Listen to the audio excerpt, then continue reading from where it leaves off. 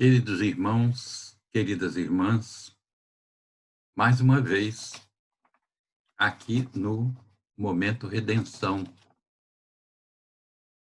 E sintam-se todos virtualmente abraçados e que o Mestre Jesus nos acolha nas suas vibrações de amor, para que esse trabalho possa trazer benefícios para todos nós, para vocês, para mim, para os espíritos necessitados, para essa nossa humanidade que está sofrendo sob o guante dessa pandemia, que Jesus também acolha as necessidades do povo brasileiro, que haja paz e esperança no nosso país. Meus irmãos, dessa feita nós vamos continuar um assunto que nós iniciamos na última vez que aqui estivemos, no Momento Redenção. Nós falamos sobre instrumentos de violência e instrumentos de paz. Porém, quando nós falamos sobre os instrumentos de violência, nós passamos de passagem sobre alguns temas que eu acho que merecem melhores reflexões, mais apuradas, mais aprofundadas. Claro que o tempo e o espaço não nos permite um aprofundamento muito grande, porém, tentaremos dar maior cuidado em alguns assuntos a que nos referimos da última vez. Então, o tema de hoje é ainda sobre os instrumentos de violência. Quer dizer, nós vamos dar uns toques sobre essa questão dos instrumentos que produzem violência na sociedade. Nós falamos que a doutrina propõe, Kardec afirma isso em toda a sua obra, que o orgulho e o egoísmo são entraves ao nosso progresso. E nós observamos tanto o orgulho quanto o egoísmo como instrumentos realmente de violência. Vejamos o caso do feminicídio. Ora, o egoísmo aí falando mais alto, porque alguns maridos, alguns namorados imaginam que a namorada ou a esposa são propriedades deles e não são. Aí está uma forma de egoísmo brutal. Quando as pessoas imaginam que podem possuir a outra, que amor tem a ver com posse. Não tem, não. Amor não tem nada a ver com posse. As pessoas confundem, realmente. E por isso, e trazendo o orgulho, a mulher, quando termina um relacionamento ou quer terminar o relacionamento com o namorado ou com o marido, o homem, no caso, se sente ferido. E aí o seu orgulho é afetado. E aí ele se torna um instrumento de violência, sim, junto com o egoísmo, porque ele perdera o domínio ele perdera o controle sobre ela. E o orgulho dele cresce, o machismo o exalta, e ele aí acha que eliminando a mulher, ele está vingado. Que isso? Onde isso? E nós precisamos trabalhar essa questão. Na casa espírita também, é preciso que nós olhemos a sociedade ante as dificuldades que ela se nos apresenta agora. Que a doutrina nos sirva para ver as impropriedades que nós estamos promovendo e que nós espíritas, trazendo o esclarecimento da doutrina que fala na igualdade de direitos entre homens e mulheres e de deveres também, né? Então, a doutrina, de forma nenhuma, nós temos que falar bem alto isso.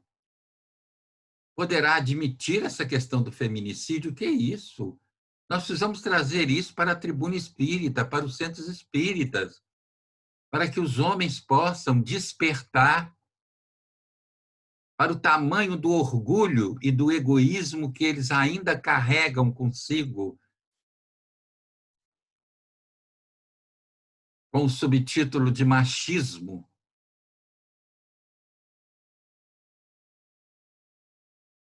Amor não é prisão. Você, quando ama uma outra pessoa, você não tem o direito de dominá-la. Onde há domínio, há prisão. E onde há prisão, cerceamento da liberdade, não pode haver amor. O amor não pode coexistir com o aprisionamento, com o cerceamento da liberdade do outro.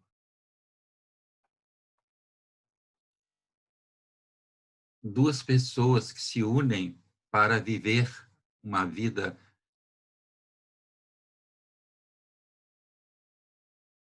juntos, é preciso que entendam que um tem que ajudar o outro, ambos de mãos dadas, um ajudando o outro. Não questão de domínio, porque se um dia, até por fruto da brutalidade do machismo, a mulher cansada desiste da relação, por que ela vai manter uma relação que é violenta? Por que ela vai manter uma relação que a violenta?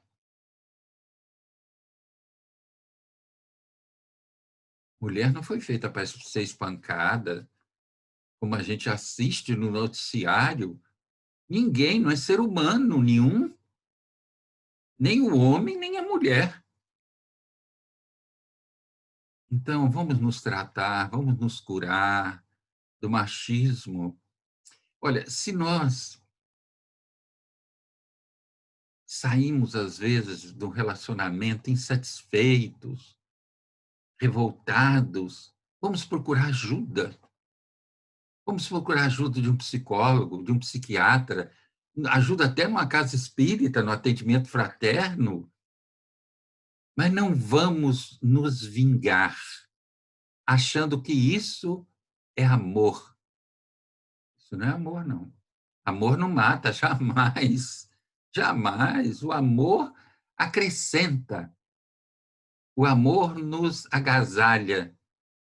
O amor nos conforta, nos une, nos ajuda a caminharmos juntos num só projeto de esperança, de realização no bem.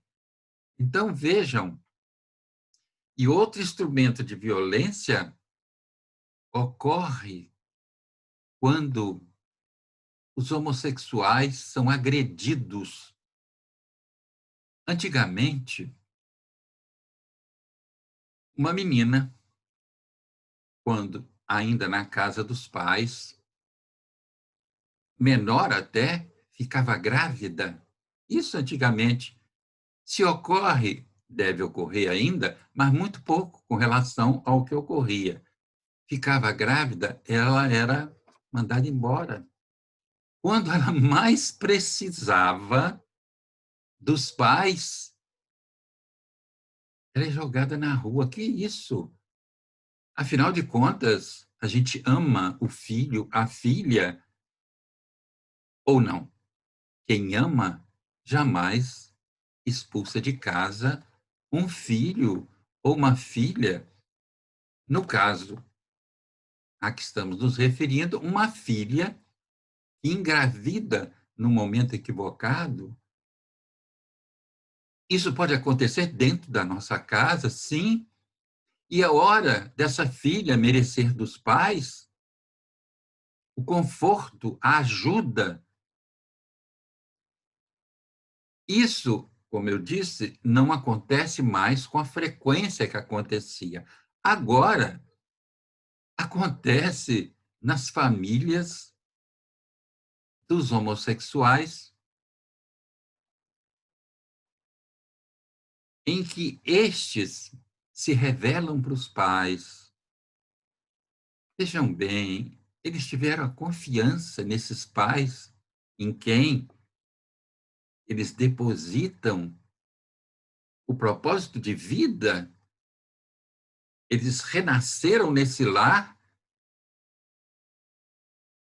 para que aí pudessem progredir junto dessa família.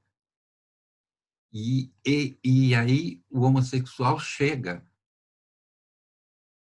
Aí, no caso, tanto o rapaz quanto a moça chega para os pais e revela, por confiança, a sua orientação sexual, aquilo que ela sente, o desejo que sente, que é diferente, ou deve ser diferente, do desejo que sentia o pai ou a mãe. Olha, esse filho ou essa filha depositou nesses pais a confiança de colocar para eles aquilo que eles trazem e que é causa de sofrimento, sim. Claro que os pais, nesse momento, ficam numa situação complexa, sim. Tanto o filho que se revela, quanto os pais que recebem essa revelação, ficam no impasse, mas não há que haver violência. Não é colocando o filho para fora de casa ou a filha nesse sentido, como nós temos assistido, que nós vamos resolver a situação. Isso é orgulho ferido, isso é machismo. Na hora que o filho ou a filha mais precisa de nós, é quando ele vem pedir socorro, dizer para nós da sua verdade, que ele até então mantinha em segredo. Ele revela para os pais e ele, nesse momento, ao invés de receber o conforto, fortalecimento moral dos pais, eles são, às vezes, brutalizados naquilo que sentem e, muitas vezes, até colocados para fora de casa, como nós já assistimos. Meus amigos, o que é isso? É amor? Que amor é esse? A doutrina vem nos esclarecendo que Os espíritos não têm sexo.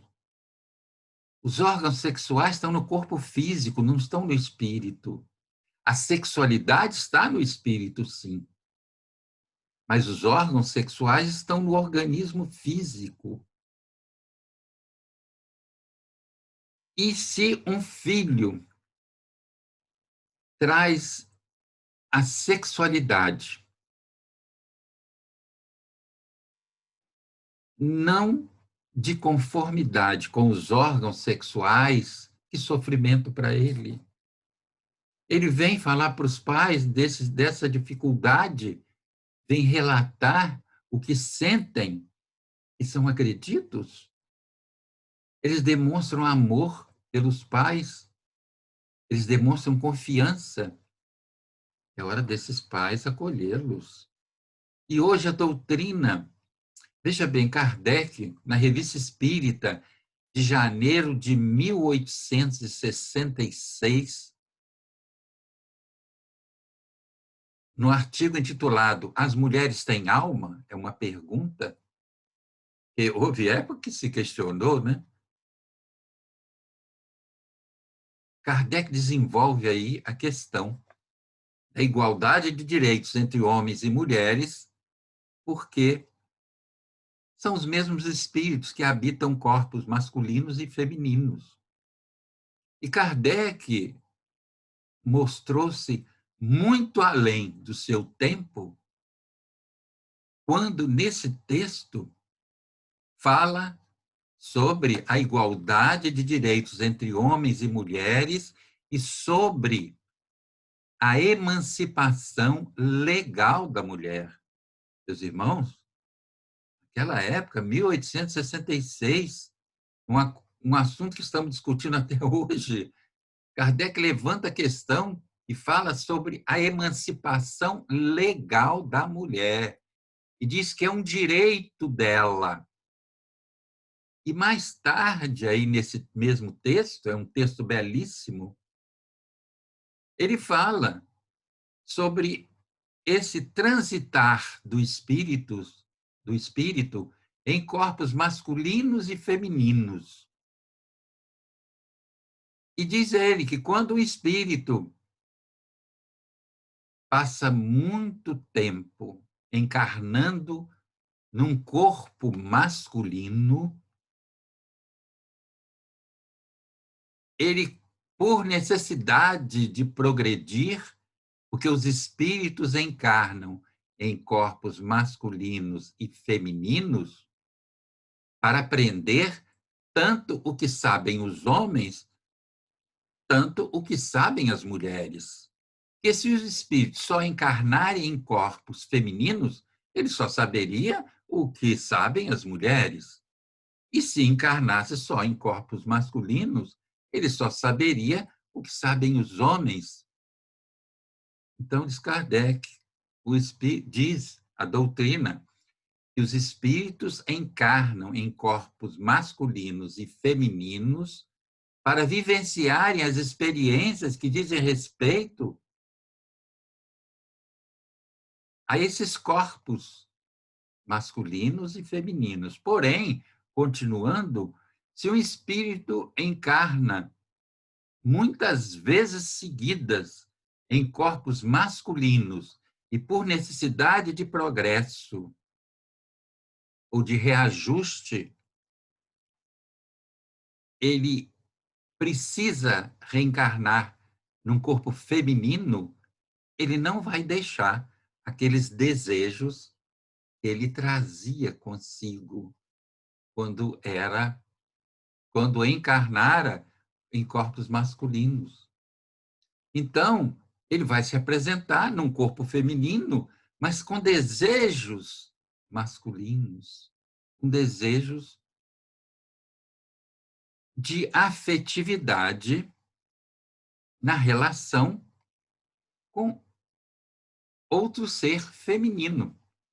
E, ao contrário, um espírito que reencarnou muitas vezes em corpos femininos e por necessidade de progresso, de conhecimento, de conquista de conhecimento, de evolução e até de reajuste ante as leis de Deus, ele reencarna num corpo masculino, ele não vai deixar de sentir os desejos que sentia quando reencarnou várias vezes e condicionou o desejo feminino. E ele traz consigo o desejo de convivência afetivo com outros pares do mesmo sexo.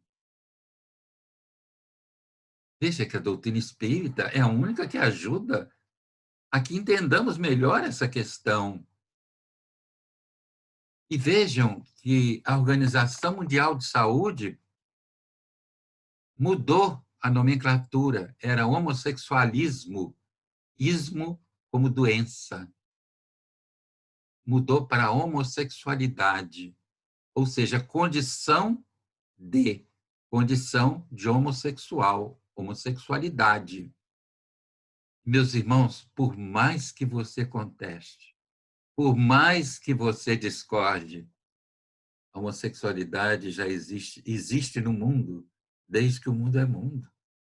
Toda a história da humanidade, a homossexualidade esteve junto com a humanidade e de forma pejorativa. E hoje a gente ainda assiste muita incompreensão. É preciso de respeito ao outro.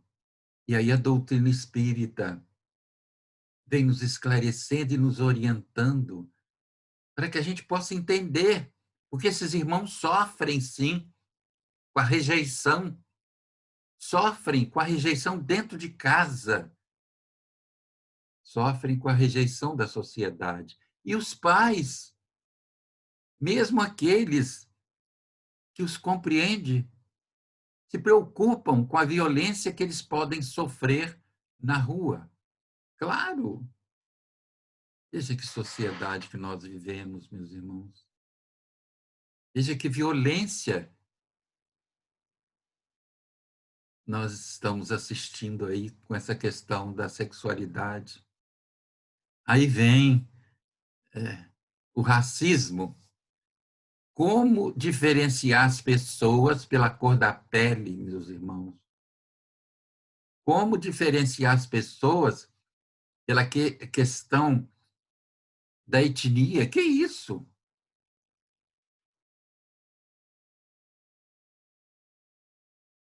Outro dia, assistindo à televisão, vi uma cantora falando coisas interessantes mesmo, que ela estava criando a filha, já bem pequena, com os brinquedos, com as bonecas, não só brancas como ela, mas também com bonecas da cor negra, com bonecas com as feições asiáticas. A criança já convivendo com a diversidade. Veja, já estamos evoluindo, sim.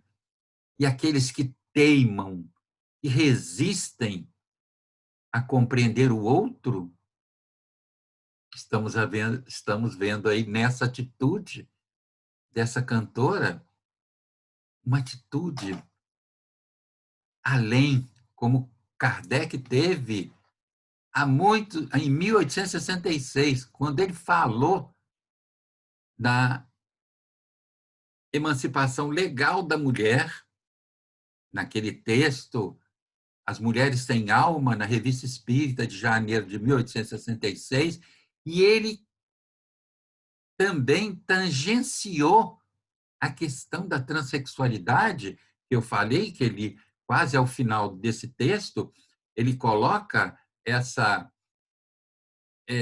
condição que o espírito passa em corpos masculinos e femininos. Quer dizer, esse homem estava muito além do seu tempo. E hoje a gente assiste essa cantora falando isso, que está criando a sua... Ela está se mostrando além de tudo e dessa violência que nós estamos vivendo, de diferenciar o outro pela cor da pele, pela condição social e daí por diante. Que bom quando a gente assiste uma atitude dessa, né? Em contrapartida, outros, né? Outras coisas tão difíceis a gente assiste nesses termos, né? Quantos homossexuais na rua apanham? Negros no nosso país, como é que a polícia os recebe? Nos Estados Unidos há pouco tempo, né? Aqui no nosso país, então a coisa... Eu assisti também na TV, numa entrevista com várias jornalistas negras, uma delas dizendo que as amigas negras não estavam querendo ter filhos, que não queriam que os filhos passassem pelos constrangimentos que elas passaram para se firmarem como seres humanos. Que isso? Olha, nós, brasileiros, temos uma dívida com os negros impagável. Eles foram colocados na rua, com abolição, sem nenhuma assistência. Então, o racismo é uma violência que o espírita tem que combater. Nós precisamos nos abeirar dessas lutas. LGBTI+, do racismo e outras lutas importantes, do feminicídio. Não podemos assistir as mulheres apanharem, serem mortas mais. É preciso que façamos alguma coisa. Nós espíritas, nas tribunas espíritas, não é só flores, não são só flores que devemos colocar nas tribunas espíritas, perfumes, devemos colocar a possibilidade de ajuda que a doutrina traz, de esclarecimento, de orientação, para que vamos eliminando a extravagância do nosso orgulho, do nosso egoísmo e de achar que o outro tem que ser como nós somos. E será que como nós somos é tão bom assim? O outro tem o direito. A doutrina propõe a liberdade de pensamento e de consciência. E quem sou eu para dirigir a consciência do outro? Ou querer que o outro sinta, em termos de sexualidade, o que eu sinto? Que falta de respeito é esse com o outro? Respeitemos o outro. É hora de começarmos a mudar essa sociedade. E ela só vai mudar se eu e você começarmos a mudar no nosso modo de falar, no nosso modo de agir. É preciso que instruamos o nosso vocabulário e paremos de usar palavras jocosas com relação aos gays, com relação aos negros. É preciso que comecemos a educar o nosso vocabulário, que ele mostra quem somos. Não há dúvida disso. E também nós tratamos um pouco rapidamente a questão da religião como instrumento de violência. Ela pode ser, sim, um instrumento de violência, porque o sistema religioso, quando autoritário, quando ele propõe um Deus violento, vingativo e exclusivista, ela está propondo a violência. Quando a religião propõe um Deus violento que pune os seus filhos, um Deus vingativo, que o filho erra, ao invés de ajudar para que ele se recupere, ele se vinga, ele pune esse filho, e exclusivista, um Deus que é só deles. E essa religião está propondo a violência, porque os seus pares, seus adeptos, vão demonizar os outros que não pensam como eles. E daí a violência. Temos assistido os centros de Umbanda, de Candomblé, serem os gongás, né, serem destruídos. Nós espíritas não podemos concordar com isso, de jeito nenhum. Intolerância religiosa, jamais. Respeitemos o outro para que possamos exigir respeito à nossa crença. Porque o espiritismo já foi muito atacado, já foi proibido no país. E a gente lembra que esse livro que a gente assina, né, de presença, que chama Nas Casas Espíritas, e o Redenção tem o seu, que a gente assina. Hoje em dia se diz que se assina para ver o número de pessoas, de participantes, e quem participou, certo. Mas a origem disso é que, antigamente, a polícia tinha que tomar conhecimento de quem era espírita e quem participava das reuniões espíritas. Um centro espírita, para funcionar, tinha que ter licença da polícia. Quer dizer, já fomos perseguidos. E agora, o que nós vamos fazer? Ser intolerantes com os nossos irmãos umbandistas e candomblecistas? É isso? Com os demais religiosos também, católicos, evangélicos, todos temos direitos. Seria muito bom se dessemos as mãos uns aos outros, cada um reverenciando o Deus em que acredita, mas, em consequência disso, reverenciando a humanidade a que todos nós pertencemos, que é obra de Deus. Ou não? Ou existe um outro Deus, porque foi Deus que criou a nossa humanidade, o universo e a vida, criações de Deus. A nossa humanidade, criação de Deus.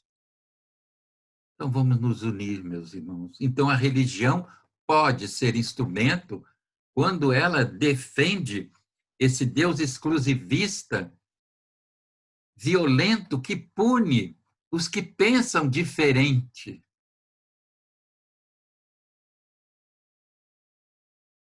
E daí, quando você exclui, você passa a agir de forma violenta para manter aquilo em que você acredita.